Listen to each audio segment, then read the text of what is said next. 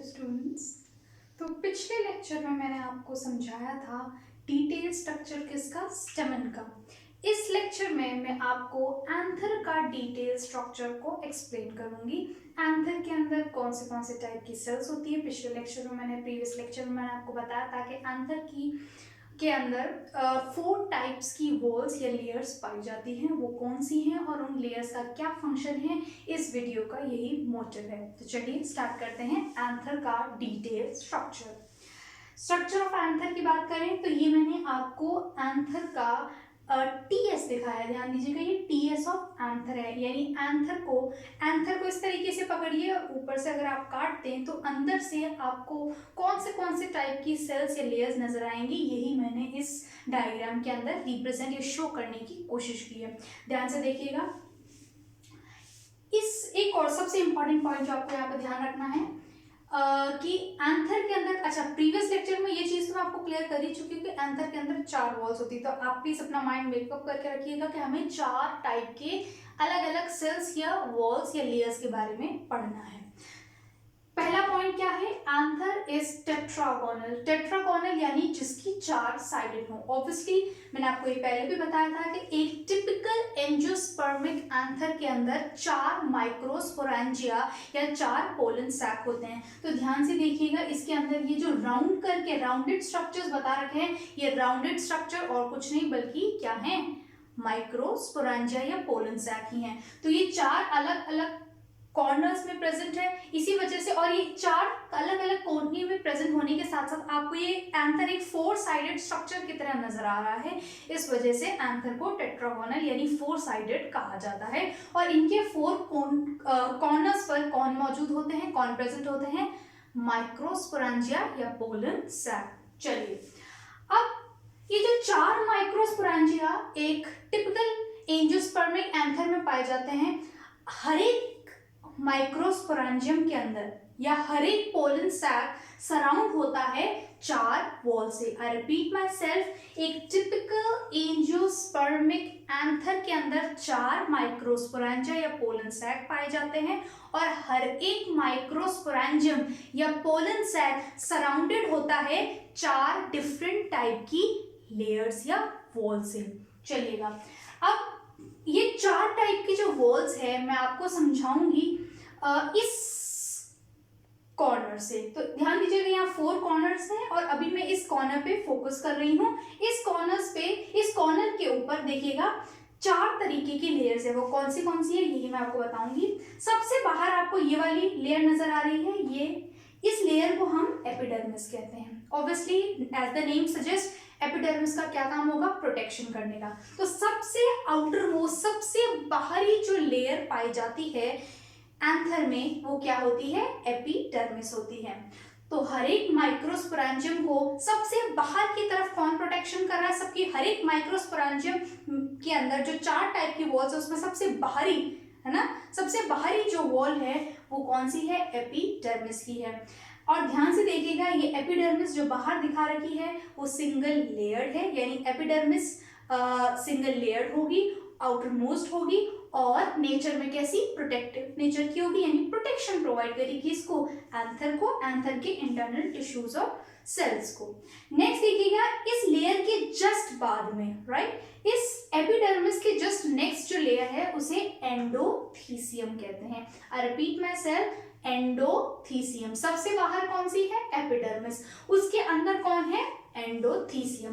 ध्यान से देखिएगा, ये जो एंडोथीसियम है इसके अंदर इस टाइप की कुछ आपको ऐसे स्मॉल ब्रिसल लाइक पैटर्न दिख रहा है। इसे बनाने का भी एक पर्पस है, राइट। तो ये जो ब्रिसल्स मैंने बना रखे हैं या इस तरीके से जो लाइंस, डॉट्स, लाइंस मैंने छोटी छोटी बना रखी, ये इसलिए बनाया ताकि मैं आपको डिफ्रेंशिएट कर सकूं या आपको डायग्राम देखते समय क्लियर हो कि ये जो सेल्स हैं वो कुछ अलग है इनके सराउंडिंग सेल्स के कंपैरिजन में।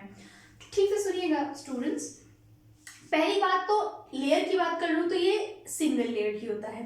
एपिडर्मिस भी सिंगल लेयर और एंडोथीसियम भी सिंगल लेयर की ही वॉल होती है, यानी एक ही लेयर्स पे इसमें सेल्स पाए जाते हैं, सिंगल लेयर होती है, जस्ट लाइक एपिडर्मिस। जब एक एंथर मैच्योर होता है, यानी कि जब एक एंजियोस्पर्मिक एंथर मैच्योरिटी को गेन करता है, उस दौरान इस एंडोथीसियम वॉल में जो सेल्स है उनके अंदर कुछ स्ट्रक्चरल चेंजेस आते हैं। ध्यान से सुनिएगा, एंडोथीसियम की सेल्स जब एंथर मैच्योर होते हैं उनके अंदर कुछ चेंजेस आते हैं, और वो चेंजेस कैसे हैं? इन सेल्स को देखें, इन हर कोई भी टाइप का सेल हो उसके अंदर 3 लेयर्स होती है, एक आउटर वॉल और एक इनर और बीच में रेडियल वॉल। तो ध्यान से देखिएगा, अगर ये क्या है, ये अगर एंडोथीसियम की लेयर है या वॉल है तो इसमें जो सेल्स है ये बाहर की तरफ आउटर वॉल, इन सेल्स की एंडोथीसियम के सेल्स की ये क्या है, बाहर वाली आउटर वॉल, अंदर वाली इनर वॉल और बीच वाली रेडियल वॉल। तो जब एंथर मैच्योर होता है या मैच्योरिटी को अटेन करता है, एंडोथीसियम के अंदर जो सेल्स, ये एंडोथीसियम लेयर में जो सेल्स है उनकी जो आउटर वॉल है यानी कि ये वाली या आउटर साइड है, आउटर बाउंड्री है, वो तो एज इट इज रहती है यानी कि थिन ही रहती है, लेकिन जो उनकी इनर वॉल और जो रेडियल वॉल है, इनर और रेडियल वॉल किसकी, एंडोथीसियम लेयर के अंदर मौजूद जो सेल्स है उनकी इनर वॉल्स और उन सेल्स की रेडियल वॉल्स में कुछ चेंजेस आते हैं। और चेंजेस कैसे हैं, इनमें डिपोजिशन हो जाता है किसका, अल्फा सेलुलोज फाइबर्स का और कैलोज बैंड का। आई रिपीट माई सेल्फ, जब कोई एंथर मैच्योर होता है तब उस एंथर के अंदर जो एंडोथीसियम की वॉल है, उस एंडोथीसियम वॉल में पाए जाने वाले जो सेल्स हैं उनकी इनर और रेडियल वॉल्स में अल्फा सेलुलोज फाइबर की और कैलोज बैंड की थिकनिंग्स मौजूद होती है या ये डिपॉजिट हो जाते हैं। कौन, अल्फा सेलुलोज फाइबर और कैलोज बैंड। इनको और डिटेल में मैं थोड़ी देर बाद में एक्सप्लेन भी करूंगी, ठीक है। नेक्स्ट देखिएगा, अच्छा एक चीज आप नोटिस कीजिएगा, ये जो मैंने ब्रिसल लाइक जो स्ट्रक्चर बनाए हैं ये पूरे के पूरे एंडोथीसियम में नहीं दिखेंगे आपको। ध्यान से देखिए, ये यहाँ पे ये वाली सेल्स किसकी है, ये भी एंडोथीसियम की है, लेकिन मैंने यहाँ पर वो ब्रिसल लाइक स्ट्रक्चर नहीं बनाया। एक्चुअली वो जो ब्रिसल लाइक स्ट्रक्चर है उससे मैं आपको ये बताने की कोशिश कर रही हूँ कि एंडोथीसियम के अंदर कौन मौजूद, एंडोथीसियम की सेल्स के अंदर, उनकी वॉल्स के अंदर अल्फा सेलुलोज फाइबर और कैलोज बैंड प्रेजेंट है। उसी चीज को रिप्रेजेंट मैंने इन ब्रिसल से किया था। तो ध्यान दीजिएगा, ये भी क्या है, ये भी एंडोथीसियम है, तो लेकिन इन एंडोथीसियम के सेल्स के अंदर कोई अल्फा सेलुलोज फाइबर्स या कैलोज बैंड नहीं होते हैं। ऐसी कोई रिप्रेजेंटेशन यहाँ नहीं दिखाई। यहाँ भी देखिएगा, यहाँ भी कुछ सेल्स हैं क्या एंडोथीसियम के, इनके अंदर भी अल्फा सेलुलोज फाइबर या कैलोज बैंड नहीं शो किया गया है। यहाँ भी कुछ सेल्स हैं जो जिनको नहीं किया गया। तो ध्यान से सुनिएगा, एंडोथीसियम के अंदर, एंडोथीसियम वॉल के अंदर सभी सेल्स के अंदर ये थिकनिंग पाई नहीं जाती है, किसकी, अल्फा सेलुलोज फाइबर्स की और कैलोज बैंड की। एंडोथीसियम वॉल के वो पार्ट जिनके अंदर ये थिकनिंग नहीं पाई जाती है उन हिस्सों को स्टोमियम कहा जाता है, राइट। इन हिस्सों को क्या, स्टोमियम, ये भी स्टोमियम पार्ट है, ये भी स्टोमियम पार्ट है और ये भी स्टोमियम पार्ट है। तो स्टोमियम पार्ट एंथर के उस पार्ट को या उस हिस्से को कहा जाता है जिस तरफ या जिस साइड पे, एंथर के उस साइड पर क्या मौजूद नहीं होगा, एंथर की वो साइड जिसे हम स्टोमियम कह रहे हैं, उस साइड पर जो एंडोथीसियम की लेयर है, उन एंडोथीसियम की लेयर में पाए जाने वाले जो सेल्स हैं उनके अंदर अल्फा सेलुलोज फाइबर और कैलोज बैंड एब्सेंट होते हैं। तो इस वजह से एंथर के वो हिस्से कमजोर रह जाते हैं, स्ट्रेंथन नहीं होते हैं। इसी वजह से जब डेहिसेंस होता है, डेहिसेंस क्या होता है, एंथर की वॉल्स का फटना और पोलन ग्रेन्स का बाहर आ जाना। तो एक्चुअली में एक एंथर हर जगह से नहीं फटता है, तो एंथर स्टोमियम वाले रीजन से ही फटता है। तो एंथर की वॉल्स ब्रेक कहाँ से होंगी, जहां से वो सबसे ज्यादा वीक होंगी। ऑब्वियसली कोई भी स्ट्रक्चर ब्रेक कहाँ से होता है, जहां से वो सबसे ज्यादा कमजोर होता है। तो एक्चुअली में स्टोमियम वो हिस्सा या वो पार्ट या पॉइंट्स होते हैं एंथर के अंदर जो कमजोर यानी वीक होते हैं और आराम से फट सकते हैं, इजीली फट सकते हैं अगर बाहर की कुछ एक्सटर्नल कंडीशन स्पेसिफिक हो जाए तो, राइट। वो क्या कंडीशन होती है होंगी वो भी मैं डिस्कस करूंगी, बट अभी के लिए आप फोकस कीजिएगा, एंथर के अंदर स्टोमियम वो हिस्सा या वो पार्ट होता है जो वीक होता है और जहां से डेहिसेंस होता है। तो एग्जैक्टली और ज्यादा स्पेसिफिक हो जाऊं, एंडोथीसियम लेयर जो है वो एंथर की एंडोथीसियम लेयर डेहिसेंस के लिए रिस्पॉन्सिबल होती है, यानी कि डेहिसेंस में हेल्प करती है। आई रिपीट माई सेल्फ, ये क्वेश्चंस आपके बार बार आएंगे, ऐसे क्वेश्चंस के साथ में आप डील करेंगे कि एंथर में डेहिसेंस में कौन सी लेयर हेल्प करती है। तो एक एंथर के अंदर डेहिसेंस में जो लेयर हेल्प करती है वो एंडोथीसियम होती है।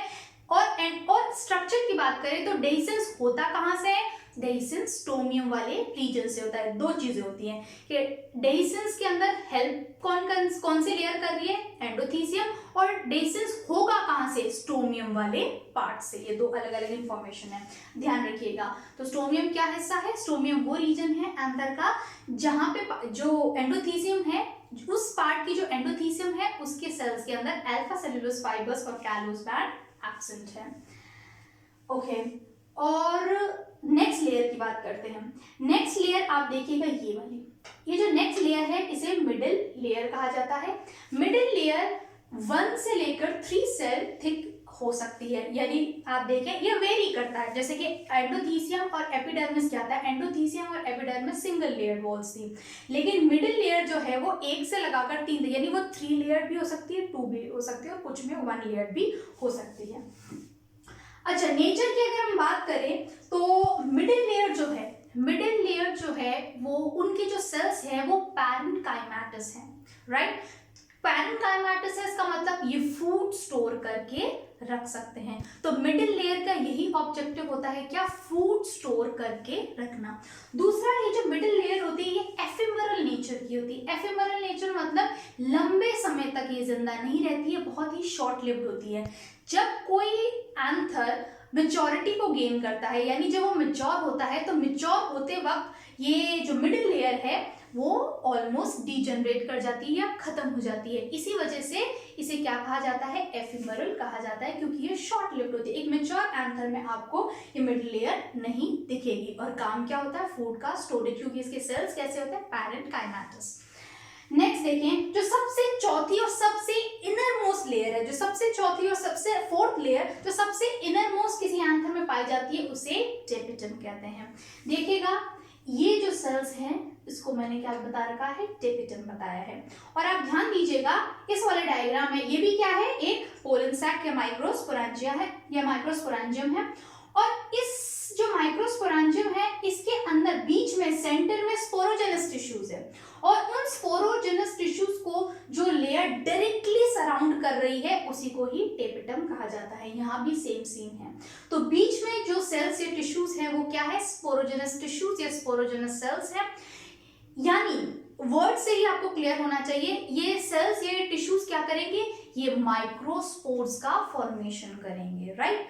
तो ये जो स्पोरोजेनस टिश्यूज है जो सबसे सेंटर में किसी भी माइक्रोस्पोरेंजियम या किसी भी पोलन सैक के जो सबसे सेंटर में पाए जाते हैं वो सेल्स कौन से होते हैं, वो होते हैं स्पोरोजेनस टिश्यूज। स्पोरोजेनस टिश्यूज मतलब ऐसे सेल्स या ऐसे टिश्यूज जो क्या करेंगे, माइक्रोस्पोर्स के फॉर्मेशन में हेल्प करेंगे, राइट। और इसकी डिटेल थोड़ी देर बाद में बताऊंगी मैं, लेकिन अभी के लिए फिलहाल के लिए आप इतना ध्यान रख लें कि स्पोरोजेनस टिश्यूज क्या है, स्पोरोजेनस टिश्यूज माइक्रोस्पोर्स की फॉर्मेशन में हेल्प करेंगे।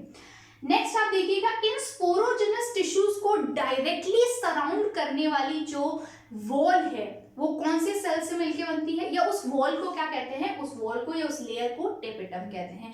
टेपिटम डायरेक्टली सराउंड करती है इन स्पोरोजेनस टिश्यूज को जो आगे चल के माइक्रोस्पोर्स का फॉर्मेशन करेंगे, और यही माइक्रोस्पोर्स आके जाके पोलन ग्रेन का फॉर्मेशन करेंगे, और उसी पोलन ग्रेन में आगे जाके मेल गैमेट प्रोड्यूस होगा। हमारा टारगेट भी यही है कि हमें सबसे पहले देखना है कि एक माइक्रोस्पोर कैसे बनता है, फिर माइक्रोस्पोर से पोलन ग्रेन कैसे बनते हैं, और फिर पोलन ग्रेन से मेल गैमेट कैसे बनता है। यही हमारी मेल वाले पार्ट का या मेल रिप्रोडक्टिव ऑर्गन या मेल रिप्रोडक्टिव जो सिस्टम है प्लांट के अंदर, उसका यही ऑब्जेक्टिव होता है कि हम गैमेट तक पहुंच सके कि गैमेट कैसे बनता है। तो ये स्पोरोजेनस टिश्यूज ही होंगे जो हेल्प करेंगे, और इन्हीं स्पोरोजेनस टिश्यूज को डायरेक्टली कौन सराउंड करके रखता है, टेपिटम की वॉल या टेपिटम लेयर।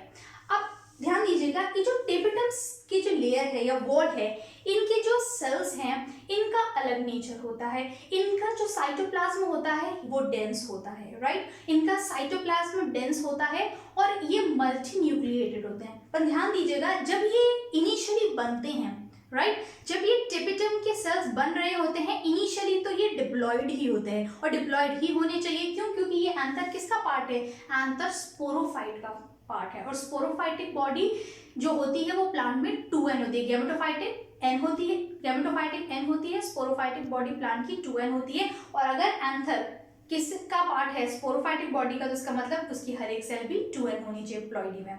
तो टेपिटम वॉल की जो सेल्स है वो इनिशियली तो डिप्लॉइड ही होती है, but due to certain processes या फिनोमिनन्स वो पॉलीप्लॉइड या और मल्टीन्यूक्लिएटेड हो जाती है। एग्जैक्टली इसकी डिटेल में भी थोड़ा टाइम बाद में मैं आऊंगी। और अभी के लिए आप क्या ध्यान रखेंगे कि टेपिटम जो होती है उस टेपिटम वॉल्स के जो सेल्स हैं वो सेल्स डेंसली, उनका जो साइटोप्लाज्म होता है वो डेंस होता है, पॉलीप्लॉइड होते हैं, इनके जो सेल्स है वो पॉलीप्लॉइडी और मल्टीन्यूक्लिएटेड कंडीशन को भी शो करते हैं। और अगर फंक्शन की बात की जाए तो जो टेपिटम होती है, टेपिटम का फंक्शन क्या होता है? न्यूट्रिशन प्रोवाइड करने का। टेपिटम की जो वॉल है उनकी सेल्स मिडिल लेयर से न्यूट्रिशन या फूड को एब्सॉर्ब करती है और फिर इस न्यूट्रिशन को प्रोवाइड करती है किसको? स्पोरोजिनस टिश्यूज के। तो टेपिटम का काम क्या है? न्यूट्रिशन प्रोवाइड करने का। टेपिटम एब्सॉर्ब करेगी फूड को किससे? मिडिल लेयर्स के सेल से। तो मिडिल लेयर्स के सेल्स पैरेन्काइमेटस है, उनके अंदर फूड का स्टोरेज है। टेपिटम के वॉल्स की सेल्स क्या करेंगी? उस फूड को एब्सॉर्ब करेगी मिडिल लेयर से और फिर इस न्यूट्रिशन को किसको प्रोवाइड करेंगी? स्पोरोजिनस टिश्यूज को। क्यों? क्योंकि इस एंथर के अंदर सबसे इंपॉर्टेंट पॉइंट या पार्ट ही कौन से सेल्स, सबसे इंपॉर्टेंट सेल्स कौन से हैं? स्पोरोजिनस टिश्यूज ही हैं, क्योंकि यही आगे जाके माइक्रोस्पोर और मेल गैमेट का फॉर्मेशन करेंगे। तो इनको न्यूट्रिशन प्रोवाइड करना सबसे इंपॉर्टेंट है। तो टेपिटम ही वो लेयर है, वो टेपिटम के ही सेल्स क्या करते हैं? न्यूट्रिशन प्रोवाइड करते हैं इन स्पोरोजिनस टिश्यूज को। चलिए, ये तो एक शॉर्ट सा इंट्रोडक्शन हुआ किसके बारे में? एंथर की 4 अलग अलग वॉल्स का। ठीक है, अब मैं आपको हर एक वॉल के जो इंपॉर्टेंट पॉइंट्स थे वो आपको नोट डाउन करवाऊंगी, देखिएगा, और एक एक पॉइंट को हम और ज्यादा डिटेल में डिस्कस करेंगे। देखिएगा, अभी मैंने जो आपको इन 4 लेयर्स के बारे में जो पॉइंट्स बताए थे उन्हीं को ही हम थोड़ा सा सम अप कर लेते हैं। एपिडर्मिस के बारे में क्या बताया था? एपिडर्मिस एंथर की वॉल्स में, एंथर पे तो जो 4 वॉल्स थी, एंथर पे जो 4 वॉल्स थी, एपिडर्मिस सबसे आउटर मोस्ट है। एपिडर्मिस आउटर मोस्ट लेयर है किसकी? एंथर की। दूसरा एपिडर्मिस वहां शो भी किया था मैंने इससे पहले जो डायग्राम था, सिंगल लेयर होती है। और तीसरी इंपॉर्टेंट बात क्या बताई थी मैंने आपको एपिडर्मिस के बारे में कि ये प्रोटेक्टिव होती है नेचर में, यानी कि एंथर के अंदर की जो सेल्स और टिश्यूज है उनको प्रोटेक्ट करके रखती। नेक्स्ट देखिएगा एंडोथीसियम के बारे में। एंडोथीसियम क्या होता है? अच्छा, एंडोथीसियम के बारे में वहां उस थोड़ा टाइम पहले जो मैंने आपको डिटेल्स दी थी उन्हीं को, वही सारे पॉइंट्स जो है उन्हीं को ही सम अप कर लेते हैं।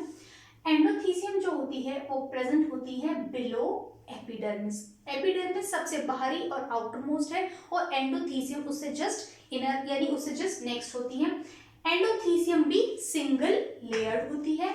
नेक्स्ट, एंडोथीसियम ऑन मैच्योरेशन, यानी कि जब एक एंथर मैच्योर होता है उस दौरान एंडोथीसियम वॉल या एंडोथीसियम की लेयर्स में पाए जाने वाले सेल्स में कुछ चेंजेस आते हैं। उन सेल्स की जो आउटर वॉल है वो तो एज इट इज रहती है, लेकिन इनर और रेडियल वॉल्स में सर्टेन मॉडिफिकेशंस होते हैं on maturation of anther. So endothecium की सेल्स में ऑन मैच्योरेशन ऑफ एंथर 2 तरीके का डिपोजिशन देखा जाता है, इनर और रेडियल वॉल्स। इनर और रेडियल इन दोनों वॉल्स के ऊपर अल्फा सेल्यूलोज फाइबर्स का डिपोजिशन होगा, लेकिन रेडियल सेल्स पर अल्फा सेल्यूलोज फाइबर्स के साथ साथ कैलोस बैंड भी डिपॉजिट होंगे। ध्यान दीजिएगा, इनर वॉल पे सिर्फ अल्फा सेल्यूलोज फाइबर्स और रेडियल वॉल पे अल्फा सेल्यूलोज फाइबर्स और साथ साथ में कैलोस बैंड भी डिपॉजिट होंगे। ये changes endothecium cells, endothecium layer की जो सेल्स है इनके अंदर देखे जाते हैं और ये डिपोजिशन कब होते हैं? जब एक एंथर मैच्योर होता है। नेचर की अगर मैं बात करूं तो अल्फा सेल्यूलोज फाइबर्स और कैलोस बैंड ये दोनों के दोनों क्या है? ये कॉम्प्लेक्स पॉलीसैकेराइड्स है। केमिकल नेचर की बात करूं तो ये कॉम्प्लेक्स पॉलीसैकेराइड्स है। और अगर फंक्शन की बात की जाए तो अल्फा अल्फा सेल्यूलोज फाइबर्स जो है, अल्फा सेल्यूलोज फाइबर्स जो है वो हाइग्रोस्कोपिक नेचर के होते हैं। हाइग्रोस्कोपिक मतलब ये जो सब्सटेंस है वो, ये जो केमिकल सब्सटेंस है वो मॉइस्चर से या एयर से मॉइस्चर को एब्जॉर्ब कर सकता है। यानी कि जब एंडोथीसियल सेल्स के अंदर अल्फा सेल्यूलोज फाइबर्स डिपॉजिट हो जाएंगे, उस दौरान क्या होगा, उस समय इन सेल्स के पास एबिलिटी आ जाती है एटमॉस्फेयर से मॉइस्चर को एब्जॉर्ब करने की। ध्यान दीजिएगा, मैंने यहाँ क्या लिखा है, अल्फा सेल्यूलोज फाइबर्स प्रोवाइड्स, ये अल्फा सेल्यूलोज फाइबर की इंफॉर्मेशन है। Alpha cellulose fibres provides hygroscopic nature to endothecium, right, क्योंकि अल्फा सेल्यूलोज फाइबर्स के पास एबिलिटी होती है एटमॉस्फेयर से मॉइस्चर को एब्जॉर्ब करने की। इस वजह से, इस डिपोजिशन, इस थिकनिंग की वजह से एंडोथीसियल की जो लेयर है, उसके जो सेल्स हैं, उनके पास में एबिलिटी आ जाती है कौन सी, हाइग्रोस्कोपिक नेचर की, राइट। और यही हाइग्रोस्कोपिक नेचर रिस्पॉन्सिबल होता है डेहिसेंस के लिए। तो हम क्या कह सकते हैं, एंडोथीसियम की जो लेयर है या एंडोथीसियम की जो वॉल है वो डेहिसेंस में हेल्प करती है। ऐसे क्वेश्चंस आएंगे, इन टाइप के क्वेश्चंस के साथ आप जरूर डील करेंगे, तो ध्यान दीजिएगा। एंडोथीसियल लेयर यानी कि एंडोथीसियम वॉल ही रिस्पॉन्सिबल होती है डेहिसेंस के लिए, यानी एंथर के फटने के लिए और उसमें से पोलन ग्रेन के रिलीज होने के लिए। Endothecium cell is responsible for dehiscence. और एंडोथीसियम सेल ही रिस्पॉन्सिबल क्यों होती है, ऐसा क्या प्रॉपर्टी उनके पास होती है, तो एंडोथीसियम की जो लेयर है उनकी सेल्स के पास में हाइग्रोस्कोपिक प्रॉपर्टी या हाइग्रोस्कोपिक नेचर होता है, और ये हाइग्रोस्कोपिक नेचर एंथर के डेहिसेंस के लिए, एंथर के फटने के लिए बेहद इंपॉर्टेंट। तो ध्यान दीजिएगा, तो एंडोथीसियम की जो लेयर है वो, या एंडोथीसियम की जो वॉल है वो हाइग्रोस्कोपिक है, और किसकी वजह से, अल्फा सेल्यूलोज फाइबर्स की वजह से। ये तो हुआ अल्फा सेल्यूलोज फाइबर्स का फंक्शन। नेक्स्ट देखिएगा कैलोस बैंड। कैलोस बैंड भी कॉम्प्लेक्स पॉलीसेकेराइड्स ही हैं, और ये जो कॉम्प्लेक्स पॉलीसेकेराइड्स हैं इनका क्या फंक्शन है, ये एक टाइप की वॉल है, लाइक जैसे कि सेल में सेल वॉल होती है, उसी टाइप से जब किसी सेल के अंदर ये किसी सेल की लेयर पर जब ये कैलोस बैंड डिपॉजिट हो जाते हैं, तब वो जो सेल है वो बाहर या एक्सटर्नल स्ट्रेस को कोप अप करने के लिए स्ट्रॉन्ग हो जाती है। यानी बाहर या एक्सटर्नल एनवायरनमेंट में जिस भी टाइप का स्ट्रेस प्रेजेंट है, ये जो सेल्स हैं ये उन स्ट्रेस कंडीशन से कोप अप कर सकती हैं, अपने आप को बचा सकती हैं। यानी कि अल्फा सेल्यूलोज बैंड उन सेल्स को क्या देंगे, उन सेल्स को जिसमें भी ये मौजूद होंगे, जिसमें भी ये थिकनिंग्स प्रेजेंट होंगी, वो सेल्स जो होंगी वो एडवर्स कंडीशन में अपने आप को ज्यादा अच्छी तरीके से प्रोटेक्ट रख पाएगी। तो अगर मैं सम अप करूं से, तो हम कह सकते हैं कि एंडोथीसियम की जो वॉल है, राइट, एंडोथीसियम की वॉल के अंदर जहां भी ये एंडोथीसियम वॉल के अंदर जिन सेल्स के अंदर भी क्या मौजूद होंगे, कैलोस बैंड मौजूद होंगे और अल्फा सेल्यूलोज फाइबर्स मौजूद होंगे, वो रीजन, वो सेल थिक और स्ट्रॉन्ग होगी, एडवर्स कंडीशन में अपने आप को बेटर तरीके से रख पाएगी। और जहां भी एंडोथीसियम लेयर में जहां भी जिन सेल्स के अंदर भी ये अल्फा सेल्यूलोज फाइबर्स और कैलोस बैंड एब्सेंट होंगे, वो रीजन वीक होंगे इन कंपैरिजन टू वो साइट जहां पर ये थिकनिंग्स मौजूद हैं। और याद करने की कोशिश कीजिए, एंडोथीसियम की जो सेल्स हैं या एंडोथीसियम की जो वॉल है वो पूरी कॉन्टिन्यूस नहीं होती थिकनिंग्स के रिस्पेक्ट में। अल्फा सेल्यूलोज की वॉल्स में कुछ सेल्स ऐसे भी होते हैं जहां पे ये अल्फा सेल्यूलोज फाइबर्स और कैलोस बैंड एब्सेंट होते हैं, और उन रीजन को स्टोमियम बताया गया था। तो देखिएगा, endothecium also have some regions known as stomium. Stomium कौन से रीजन्स होते हैं, where alpha cellulose fibres and callose bands are absent and therefore dehiscence takes place from stomium. I repeat, और सिंपल लैंग्वेज में बताने की मैं अब आपको कोशिश करती हूँ।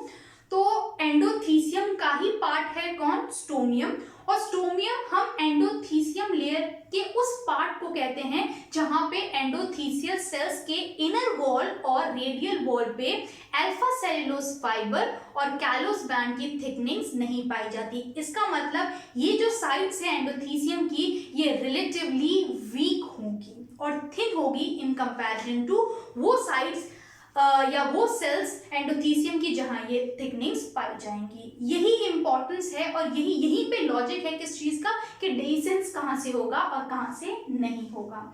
तो I repeat myself, endothecium layer is responsible for dehiscence of anther. और एंथर जिस जगह से या जिस पोजीशन से डेhiscence होता है एंथर का, उन रीजन्स को क्या कहा जाता है, स्टोमियम। तो जो डेhiscence होता है वो स्टोमियम से होता है और डेhiscence के लिए रिस्पॉन्सिबल लेयर कौन सी है, एंडोथीसियम है। चलिए, ये तो स्ट्रक्चर की बात हो गई, सेल्स की बात हो गई। अब मैं आपको एक और कंसेप्ट बताना चाहूंगी डेhiscence का, राइट। ये जो हाइग्रोस्कोपिक नेचर या हाइग्रोस्कोपिक प्रॉपर्टी की हमने बात तो की थी, लेकिन उस समय मैंने आपको एक्सप्लेन नहीं किया था कि हाइग्रोस्कोपिक नेचर एग्जैक्टली कैसे हेल्प करेगा डेhiscence में। तो मैं चाहती हूँ ध्यान से सुनिएगा आप लोग, ताकि आपको समझ आ सके कि हाइग्रोस्कोपिक नेचर कैसे रिस्पॉन्सिबल होता है डेhiscence में। ठीक से सुनिएगा, क्योंकि देखिएगा एंडोथीसियम की जो वॉल है उसके अंदर कुछ सेल्स ऐसे हैं जिनके अंदर अल्फा सेलुलोज फाइबर्स पाए जाते हैं, राइट। अब जहां जहां भी ये अल्फा सेलुलोज फाइबर्स होंगे वहां वहां क्या होगा, मॉइस्चर प्रेजेंट होगा। क्यों? क्योंकि एटमॉस्फेयर से मॉइस्चर को एब्जॉर्ब करने की उनके पास में प्रॉपर्टी है। एक और पॉइंट पे ध्यान दीजिएगा, डेhiscence होने के लिए वाटर का एब्जॉर्प्शन होना और वाटर का रिलीज होना दोनों ही बेहद इंपॉर्टेंट है। यानी पानी एब्जॉर्ब भी होना चाहिए, वाटर एब्जॉर्ब भी होना चाहिए और वाटर रिलीज भी होना चाहिए। दोनों स्टेप्स इंपॉर्टेंट है डेhiscence के लिए, राइट। तो एनवायरनमेंट में या जिस सीजन में भी एटमॉस्फेयर में मॉइस्चर होगा, अच्छा खासा मॉइस्चर प्रेजेंट होता है, तब एंडोथीसियम की वो सेल्स जिन पे ये थिकनिंग्स अल्फा सेलुलोज फाइबर्स पाए जाते हैं वो मॉइस्चर को एब्जॉर्ब करेंगी, राइट। और वो साइज में बड़ी हो जाएंगी, यानी कि उनका ऑब्वियसली मॉइस्चर कंटेंट को एब्जॉर्ब करने से उनका साइज भी इंक्रीज हो जाएगा। और जब सीजन चेंज होगा, जब एटमॉस्फेयर रिलेटिवली ड्राई होगा, राइट, तो क्या होगा भाई, क्योंकि आपको भी पता है ये वाटर का जो मूवमेंट है from atmosphere to plant cell और या प्लांट सेल से एटमॉस्फेयर, इन दोनों के बीच में जो वाटर का मूवमेंट है कि कब एटमॉस्फेयर से प्लांट बॉडी में आएगा और कब ये मॉइस्चर या वाटर प्लांट से एटमॉस्फेयर में जाएगा, ये किस बात पर डिपेंड करता है, ग्रेडियंट पर डिपेंड करता है, सीजन में, राइट। अगर बाहर पानी ज्यादा है या मॉइस्चर ज्यादा है तो वो प्लांट के अंदर आएगा, प्लांट सेल के अंदर आएगा। और अभी जिस सेल की बात कर रही हूँ वो कौन सी सेल है, एंडोथीसियम की सेल है। तो जिस सीजन में या जिस दौरान एटमॉस्फेयर में ज्यादा मॉइस्चर होगा उस दौरान तो ये एंडोथीसियम की सेल्स मॉइस्चर को एब्जॉर्ब करेंगी। लेकिन जब सीजन रिलेटिवली ड्रायर होगा तो एंडोथीसियम की यही सेल्स जिनके अंदर ये मॉइस्चर प्रेजेंट है वो इस वाटर कंटेंट को, इस मॉइस्चर को रिलीज करेंगी। ध्यान से सुनिएगा, जब ड्राई मौसम होगा, जब ड्राई सीजन होगा, जब बाहर टेम्परेचर ज्यादा होगा और एंडोथीसियम के अंदर वाटर कंटेंट ज्यादा होगा इन कंपैरिजन टू एटमॉस्फेयर, तब ये वाटर जो है बाहर रिलीज किया जाएगा। एंडोथीसियम सेल्स मॉइस्चर को लूज करेंगे। इस दौरान क्या होगा, एंडोथीसियम की सेल्स में टेंशन क्रिएट होगा, एंडोथीसियम की जो सेल्स है वो स्ट्रेच होंगी। तो आपको भी पता है कि जब भी सेल या कोई भी स्ट्रक्चर स्ट्रेच होगा, राइट, उस स्ट्रक्चर में जब भी टेंशन क्रिएट होंगी तो वो रीजन्स जो रिलेटिवली वीक हैं वो क्रैक होना स्टार्ट हो जाएंगे। तो आपको पता ही है एंडोथीसियम के अंदर स्टोमियम ही वो हिस्सा है जो रिलेटिवली वीक है, क्योंकि ना तो उसमें कैलोस बैंड पाए जा रहे हैं और ना ही अल्फा सेलुलोज फाइबर्स, ये दोनों ही स्ट्रेंथ प्रोवाइड कर रहे थे, स्पेशली कैलोस फाइबर्स इसके अंदर। तो क्योंकि स्टोमियम वो रीजन है जहां पे ये थिकनिंग्स या ये फाइबर्स नहीं पाए जाते हैं, तो जब भी एंडोथीसियम की लेयर या वॉल की जो सेल्स है वो मॉइस्चर को रिलीज करेंगी, तब टेंशन क्रिएट होगा, तब स्ट्रेस क्रिएट होगा, ये सेल्स स्ट्रेच होंगी और इस दौरान एंथर स्टोमियम वाले हिस्से से फट जाएगा और पोलन ग्रेन्स बाहर निकल जाएंगे, यानी कि डेhiscence हो जाएगा। आई होप आपको यहाँ तक ये क्लियर हो। अब मैं आपको मिडिल लेयर के बारे में एक्सप्लेन करूंगी। अब देखिएगा मिडिल लेयर के बारे में भी पॉइंट सम अप कर लेते हैं। Middle layer consist of parenchymatous sales and therefore stores food. ये पहले बताया था मैंने आपको कि मिडिल लेयर जो होती है, अच्छा एक और चीज ध्यान दीजिएगा, मिडिल लेयर जो होती है 1 से 3 लेयर थिक हो सकती है, तो ये रेंज है। तो मिडिल लेयर जो है वो एक क्लियर, मिडिल वॉल जो है वो एक क्लियर सेल्स के एक लेयर से भी बन सकती है, या 2 लेयर्स की भी हो सकती है, और 3 लेयर्स की भी हो सकती है। तो इसमें वेरिएशन है। तो जनरली ये 3 लेयर देखी जाती है। दूसरा, मिडिल लेयर जिन सेल से मिलकर बनती है उनका नेचर पैरेन्काइमेटस होता है, इसका मतलब वो फूड स्टोर करने का काम करती हैं। तीसरा इंपॉर्टेंट पॉइंट, मिडिल लेयर की जो सेल्स होती हैं वो एफिमरल होती हैं। एफिमरल मतलब शॉर्ट लिव्ड, यानी ये बहुत कम समय के लिए जिंदा रहती हैं और एक मेच्योर एंथर में ये नहीं पाई जाती, यानी एंथर के मेच्योर होने से पहले ही इस लेयर की सेल्स डीजनरेट कर जाती हैं। तो मिडिल लेयर की जो सेल्स हैं वो एफिमरल होती है in nature, therefore absent in mature anther. Ephemeral मतलब शॉर्ट लिव्ड। नेक्स्ट देखिएगा, एक बहुत इंपॉर्टेंट लाइन है और आप इस पॉइंट से रिलेटेड आपके क्वेश्चन जरूर, आप ऐसे क्वेश्चन से जरूर डील करेंगे। Outer 3 wall layers perform function of protection and help in dehiscence of anther. इसका क्या मतलब है, बाहर की एंथर के अंदर जो बाहरी 3 लेयर्स है, यानी कि एपिडर्मिस, एंडोथीसियम और मिडिल लेयर, ये तीनों लेयर का कॉमन कलेक्टिव क्यूमुलेटिव फंक्शन क्या होता है, प्रोटेक्शन। अगर क्वेश्चन में आपसे पूछा जाए कि इन तीनों लेयर का एक सिंगल कॉमन फंक्शन क्या है, इन तीनों लेयर का जो सिंगल कॉमन फंक्शन है वो क्या है, प्रोटेक्शन है। और दूसरा, डेहिसेंस में हेल्प करना, एंथर को प्रोटेक्ट करना। एंथर के अंदर जो स्पोरोजेनस टिश्यूज हैं, सबसे इंपॉर्टेंट तो वही है, एंथर के जो स्पोरोजेनस टिश्यूज हैं उनको प्रोटेक्शन प्रोवाइड करना, और दूसरा एंथर के डेहिसेंस में हेल्प करना। अच्छा, एक चीज ध्यान दीजिएगा, अगर डेहिसेंस पे क्वेश्चन आए और अगर आपको ऑप्शंस दिए जाएं, राइट, तो डेहिसेंस के लिए सबसे इंपॉर्टेंट लेयर, सबसे पहली प्रेफरेंस आप एंडोथीसियम के लिए देंगे। लेकिन अगर क्यूमुलेटिव फंक्शन की बात आए तो एंडोथीसियम के अलावा ये बाकी की जो 2 लेयर है, एपिडर्मिस और मिडिल, ये भी डेहिसेंस में हेल्प करती है, बट मेजरली एंडोथीसियम रिस्पॉन्सिबल है। तो आउटर 3 लेयर्स यानी कि एपिडर्मिस, एंडोथीसियम और मिडिल का क्यूमुलेटिव फंक्शन प्रोटेक्शन है और दूसरा डेहिसेंस ऑफ एंथर है। ओके, तो इसके लिए यहाँ तक के लिए काफी है।